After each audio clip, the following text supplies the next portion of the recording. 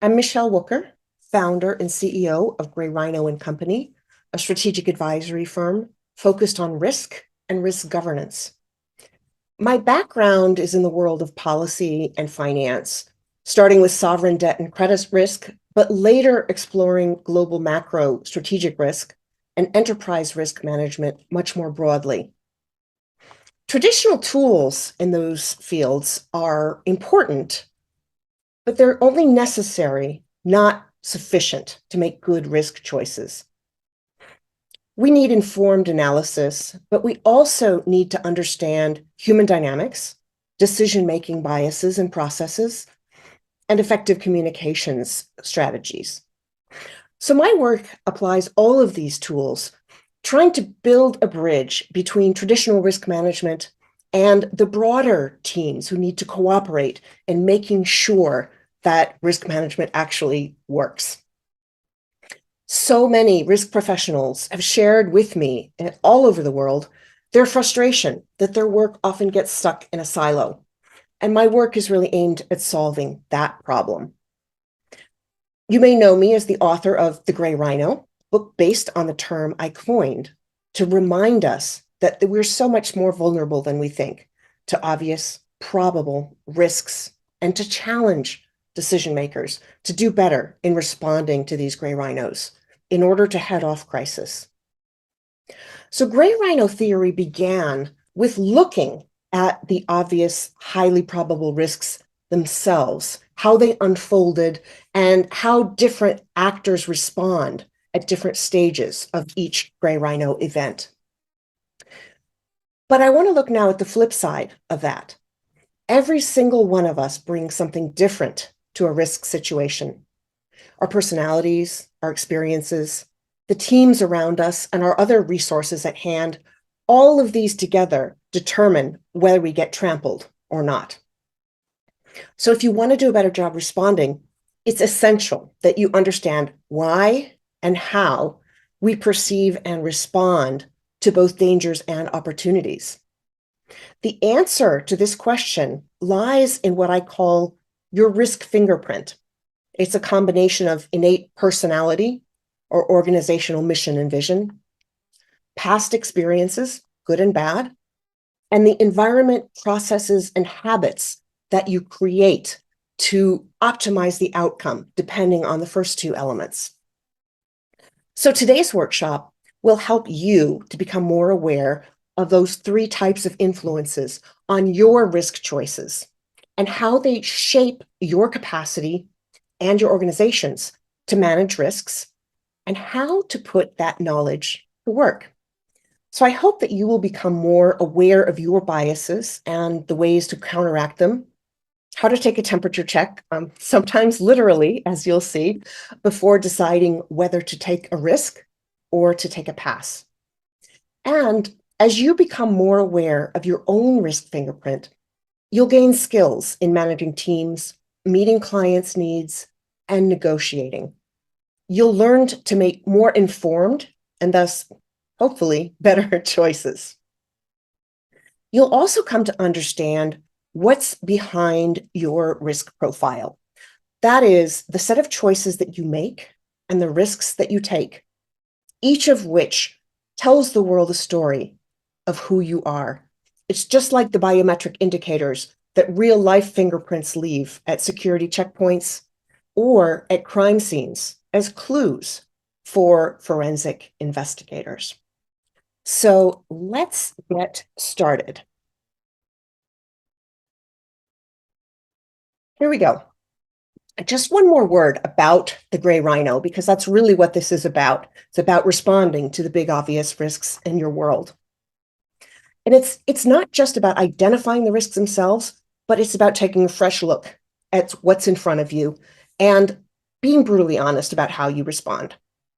So just take a breath. Imagine a giant gray rhino right in front of you. He's pawing the ground, snorting, not looking too happy that you're right there. Close your eyes, try to feel an emotional connection to this moment, and think about how you're going to respond. So when a gray rhino looks like it's about to charge, what are you going to do? Are you going to stand still and freeze and get trampled? Are you going to get out of the way? Or are you going to find a way to use the strength of that rhino to make something better in the world? People often find themselves responding in similar ways to all kinds of different risks and challenges. And what we're going to do today is look a little bit at why that happens and how, if you don't like the way you respond, you might be able to do some life hacks to be able to respond a little bit better than that. And so that's where risk fingerprinting comes in. So the sequel to the Gray Rhino is You Are What You Risk. And it really extends Gray Rhino theory to the other side of the mirror, if you will. The Gray Rhino is about the risks themselves and the cognitive and decision-making errors that affect all humans to some degree. So this book is about what lies behind each person and each group dynamic that affects whether they respond well or not so much. And even more than the Gray Rhino itself, it delves into the emotional side of risk management and the balance between using emotion and reason in your decision making. So today we're just going to scratch the surface of risk fingerprint forensics, but it's really important that we do this to get started. It's not just important for the sake of knowledge in and of itself, but this is a form of self-awareness that can have concrete effects on your business and increase your odds of success. When you understand what you are bringing to a risk decision, you can understand your biases and you can counter them. You can create a diverse team of different risk fingerprints, different risk tolerances, different risk processes, and that can actually improve your group decisions, and it can help cooperation once people understand that they're coming at risk from different ways. Risk and innovation are inseparable. This can help you to understand how you feel about the possibility of failure or the possibility of succeeding, which some people have trouble with. You'll navigate ambiguity and uncertainty with considerably more confidence. And this is really about managing change in a much more deft way. You can learn from your own risk fingerprint analysis to apply it to others, to use risk empathy. That will improve your relationships on all levels with team members or clients or other stakeholders, investors, regulators, and it's really important for negotiation to be able to do this. You'll learn how to optimize your environment, your physical and social environment, to enhance your strengths in making risk choices and to counter the areas where maybe you're not so strong. You will deepen your organization's risk culture. You'll strengthen negotiating power, and you'll be better off. So let's get started with a request, actually, to take a moment to reflect. Very, very simple question. What is risk? Now, if you need to pause the video and take a couple minutes to think about this, that's totally fine. Write down what risk is to you. How do you define it? So your answers reveal some of the biases each of us brings to risk management. You may lean toward an answer that's more optimistic or more pessimistic. You might lean towards something that reflects fear of failure or fear of success. Your answer may reflect the amount of experience or knowledge you bring to risk management. So this is a question I ask a lot when I do workshops and presentations, and it's been fascinating to see how the answers differ depending on industry, depending on type of company, and depending on the people in the room, among themselves is very, very different. So here's a risk word cloud that I put together with some of the answers that people came up with. And as you can see, some of them are very optimistic, gambling, rolling the dice, opportunity, adventure. And some of them are much more fearful, danger, hazard, peril, threat, something to lose. My favorite answer, of course, is it depends. And I want to point out something, it's kind of technical, but it's actually really important. The classical definition of risk is an uncertainty that you can actually measure. You can assign a probability to it. And this is something that is the bread and butter of every quantitative risk professional. But for the rest of the people in the world, the distinction between uncertainty and risk is often very, very mushy. And it's important to understand that when you are in the center of the world of risk and trying to talk to someone who you need to get on board with what you're doing and realize that they might not be speaking the same vocabulary that you do. So now that you're aware of the potential biases that you might have, I want to move forward to your risk fingerprint, understanding what exactly it is. So very much like a real fingerprint, there are three different components. There are the whorls and the arches and the loops that are genetic. They're unchangeable. That's why they make such great biometric identifiers. And in this context, you could say it's your innate personality. You can see siblings have very, very different tolerances for risk. Some people love it, some people hate it, and that's something that you're not going to be able to change about yourself. The second part is the marks, and it's basically lived experience.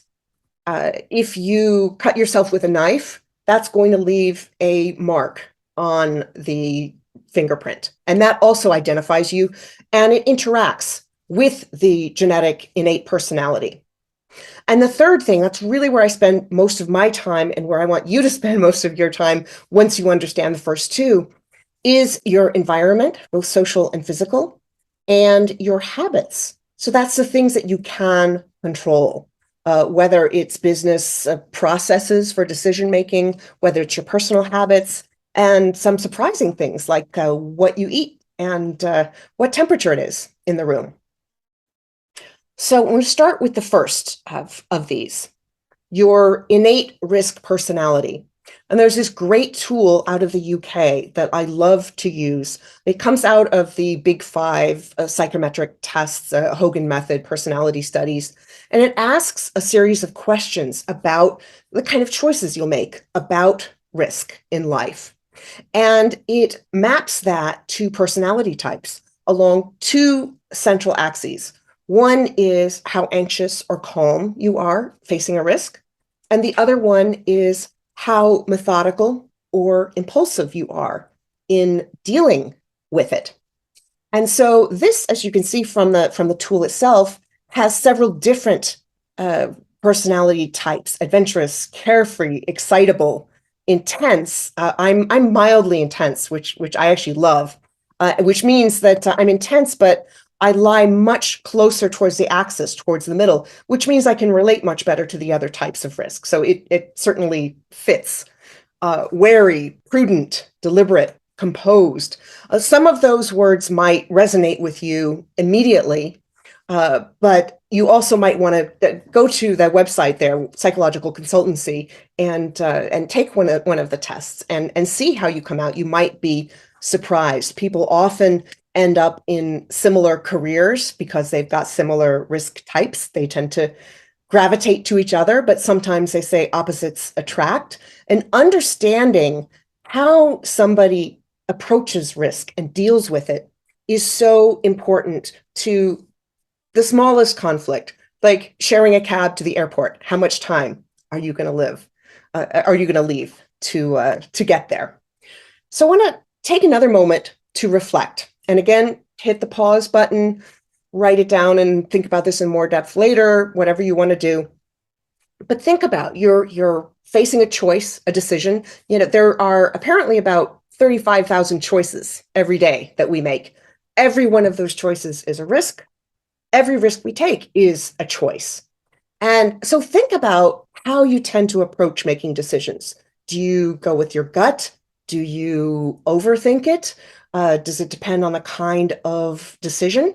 This is a very, very important part of your innate personality, but it's also something that you can address by creating processes that can help you to get towards the middle if you're more towards one extreme or the other. So once you've thought that through, let's move forward to your experiences. And here's a great graphic of real fingerprints, as you can tell, that have been altered by different things in life. And I often use the example of someone who cuts their finger and looks at it and says, oh, well, that was fine. Not a big deal. Just slap a Band-Aid on it. I'm not too freaked out. And they go on to become a sushi chef. And someone else might have the same experience and they never want to use anything more dangerous than a spork for the rest of their lives. So it's a real interaction between the experience and the innate personality, but it leaves an indelible mark for the future. And so when you're thinking about this in terms of your own risk fingerprint, that might be a good choice that you made, a risk that you took that you're really happy you did. It could be a risk that you took that you kind of wish you hadn't. It could be unexpected shocks. This is the uncertainty part of risk. It's not necessarily the result of a choice, but it's something that shapes how you see the world. The familiarity of a risk. If you take a certain type of risk, jaywalking or anything like that, regularly, it's like a muscle. You get better and better at it. And the emotional impact. Some people just press things down and some people work things through and some people repress them and are affected whether they know it or not. So I'm going to give you another moment to reflect on your lived experience and how it's affected your risk fingerprint. What's the biggest risk you've ever taken? And this can be a tough question for some people. And when I use it often in interviews with journalists, they come back to me and say, okay, Michele, smarty pants, what's the biggest risk you've ever taken? And I thought about it, and I thought really about a choice between health and career, which I write about in You Are What You Risk. And I was explaining the choice to them, and I realized that the supposed biggest risk that I took, at least what it looks like to other people, quitting a Wall Street job to go write my first book in the Dominican Republic, was actually the smaller of the two risks I was facing at the time. So I've added a second question, and that is, what's the biggest risk you've ever decided against taking? And think really, definitely hit the pause button or give yourself a lot of time later to think about these, because these are such important questions. They say so much about who you are, and how you feel about those risks that you took in the past also say a lot. And you can also use these questions to evaluate other people. I think it should be part of every recruiting and hiring conversation ever.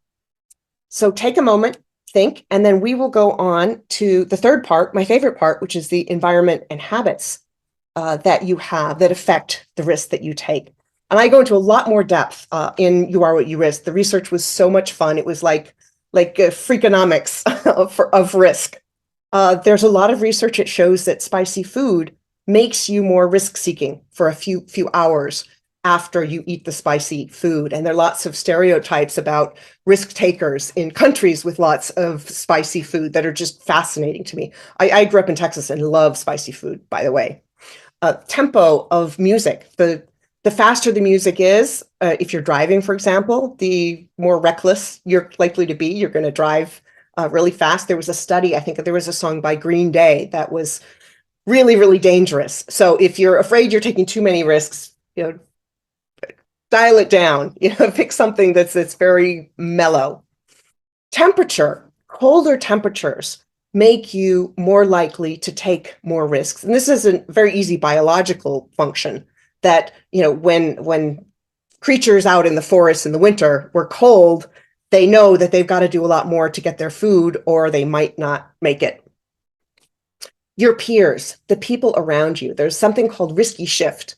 That is that when you are in a group, you'll either take much less risky or much riskier positions than any of you would as an individual. And it really depends on the composition of the group. And the peers you have around you can also affect your risk-taking in how much you turn to them. Do you have a best friend you can turn to who will tell you the things that you don't want to hear, but you need to? So it's your social environment, very, very important. And it's also very different across cultures. There's a whole chapter in You Are What You Risk also about different cultural values, different habits, different places around the world that perceive risk very differently because of this. Sense of agency or control. The more control you feel you have over a risk, over whether you take it or not, and over how much control you have over the outcome is also hugely important. It really affects, if you feel you have more control, you're more likely to take what seems like a bigger risk to the outside. But one of my points is that your relationship with a particular risk actually changes the nature of the risk itself. If you seek knowledge, if you really understand what's going on, if you are more sensitive to a risk and come up with a plan, that actually makes you more likely to be able to control it once it starts speeding up. And so it affects the nature of it. It's sort of like quantum mechanics. Again, practice, as I mentioned before, if you do little risks often, you get more comfortable with taking big risks. And if there are little risks, like firemen going into a building, they've practiced so much ahead of time that they've reduced the risk to themselves. The more you get out of your comfort zone, the more comfortable you're going to be doing things that are unfamiliar, that are new, that feel risky to you. And this brings me to the last two, the mindfulness and self-awareness. And just being part of this workshop today is going to change your risk fingerprint, and that you're going to start thinking about how you deal with the risks in your world.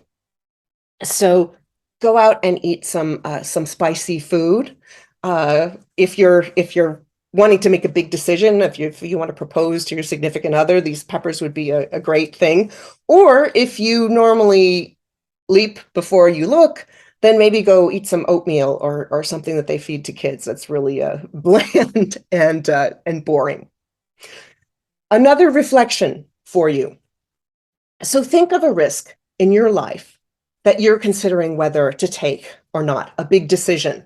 Going to quit your job? Are you going to get another degree? Are you going to start a business? Are you going to tell someone off? Are you going to go and do an extreme adventure?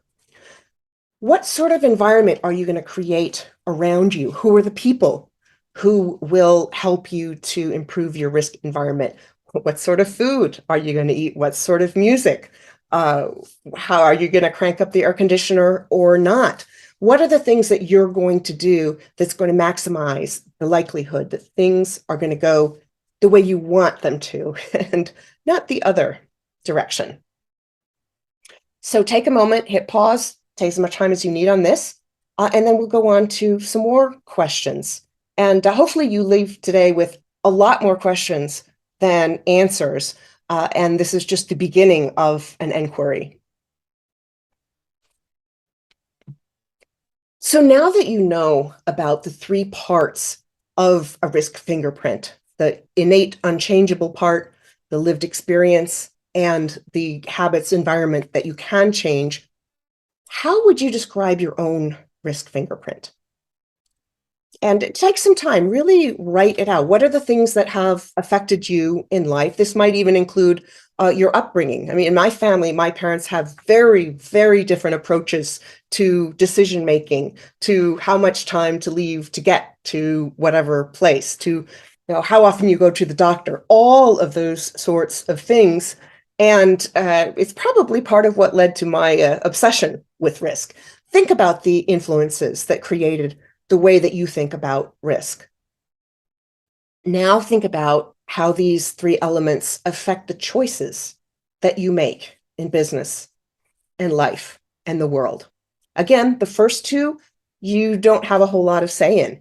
But the third area, the habits you create, the processes, the people you surround yourself with, the sort of health that you do. There's actually quite a bit in the chapter on the neurobiology of risk about the effects of exercise and dopamine on risk taking. How can you change your world so that you can take smarter risks?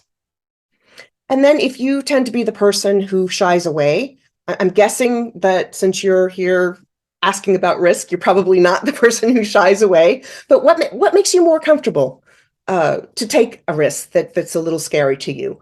Or what makes you less comfortable if you are prone to doing scary things? And vice versa. There are two kinds of risk. There's the passive risk and there's the active risk. The active risk is the jumping off a cliff. The passive risk is knowing that, for example, if you don't change your diet, you're going to have a heart attack. It's the letting the big gray rhino come and trample you. So what makes you more likely to respond to deal with something you know you need to deal with, but maybe aren't doing as well as you think? So now think about how your risk fingerprint compares to those of the people around you. A lot of people who've read the book have told me it's really affected their relationships and made their relationships much richer as partners have come to appreciate how their partner looks at risks differently and how these diverse approaches to risk actually help them to make better decisions. And is there someone who drives you absolutely nuts? The person you have to take the cab to the airport with for that business trip? Thinking about their risk fingerprint, having conversations about risk, does that make it easier for you to understand what they're doing? And then finally, your risk profile, the choices that you make, the way that your risk fingerprint manifests itself in the world. Are those consistent? Are you in a job that fits with your strengths? Are you in a kind of a company? Are you in a startup? Are you a risk lover and in a startup, or are you a risk lover who's in a staid, bureaucratic, giant corporation? If you're unhappy in either of those places, it might be because of your risk fingerprint. It's not aligned. I get asked a lot if there's an ideal risk fingerprint, and my answer is no, but there are ideal actions that you can take to optimize your world for your risk fingerprint. So once you've finished thinking about yourself, let's broaden the inquiry a little bit more to your organization. What would you say is your organization's risk fingerprint? What's its founding story? How long has it been around? What is the organizational culture? Is it something that encourages risk-taking, that accepts failure in pursuit of innovation? Or is it the kind of place where everyone says, well, this is how we've always done it, blah, blah, blah? Think about the things that have worked, the things that haven't. Think about the leadership in the firm. There's some very interesting research, which I go into in more depth in the book as well, that shows that leaders who make bad personal risk decisions, domestic violence and cheating and speeding and drunk driving, things like that, are also more likely to take ill-considered risks in their business. So what's the example that leadership is setting for you? And what are the risk management procedures? What is the risk governance? Do people even think about it? Often when I talk to people in just sort of random circumstances, not necessarily in business, these things that I raise are things that they've never thought about, but once they start thinking about them, it sheds so much light on their life. And again, similarly to the individual questions, what might you do to be more innovative and taking good risks? What processes, procedures, who do you need to bring in the room? What activities will help you to be more innovative? And similarly, if you are seeing big, bad trade decisions or bad safety decisions or other questionable behaviors, what might help to pull those back? And when you start looking at the risk choices that your company has made, its risk profile, how does that relate to the things we thought about in terms of the founding story of the company and the mission and what it's done? What's the ethical culture that it's created? Really, really important questions for business. Obviously, I can't do them justice in a half hour or so, but so important to take with you. This brings us to a concept that's really, really resonated. I was talking to a room full of 60 chief risk officers in a global organization, and this was the part of the you are what you risk that really resonated with them, this risk empathy, understanding why the people around you take the risks that they do. If you want your team to be more innovative, what are the things that you can do to encourage that? If you want them to be a little bit calmer, what can you do? Why are they making the decisions they are? How can you change the mix of risk fingerprints in your team? Risk diversity is so important. And we've all heard the research about how diverse boards and decision-making bodies tend to outperform.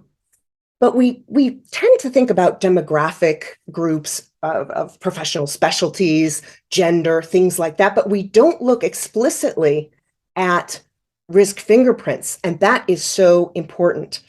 Jeff Trickey, who invented the risk type compass, has talked about how they've done some work with some boards, and people with similar risk types tend to sit together in the boardroom, and they really group together. And there are good and bad things about that. But if you have a lot of people from one profession, it's not just the area of expertise that you can diversify. It's also likely attitudes towards risk, different questions that people will make and take. And once you have that risk empathy, you can strengthen teamwork. People will understand each other better. You've got a superpower for your negotiation skills. If you're thinking about marketing, look at the risk preferences in different countries. There are a lot of really interesting new tools that have been coming out looking at risk perceptions and ecosystems across countries. So it's just so much there.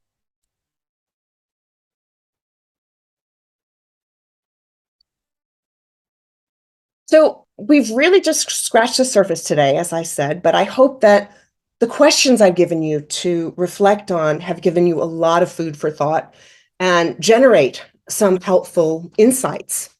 I go into both the Gray Rhino and risk fingerprint concepts in much more depth in both of these books, including both the science and the art of navigating an uncertain world.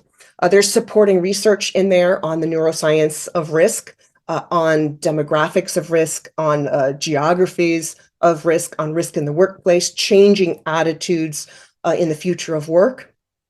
There are interviews with fascinating risk takers of all walks of life. And there's a lot on the danger of risk stereotyping and how you can avoid it, particularly using risk empathy as an important tool.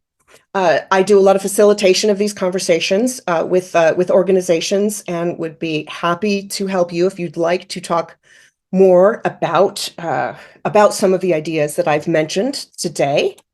And with that, I'll give you my contact information, my email, LinkedIn, website. I love to hear from people, particularly when they've taken my ideas and used them to create something good. Nothing makes me happier than that.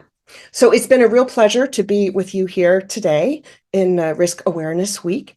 Thank you for tuning in, and I hope to see you again in the future.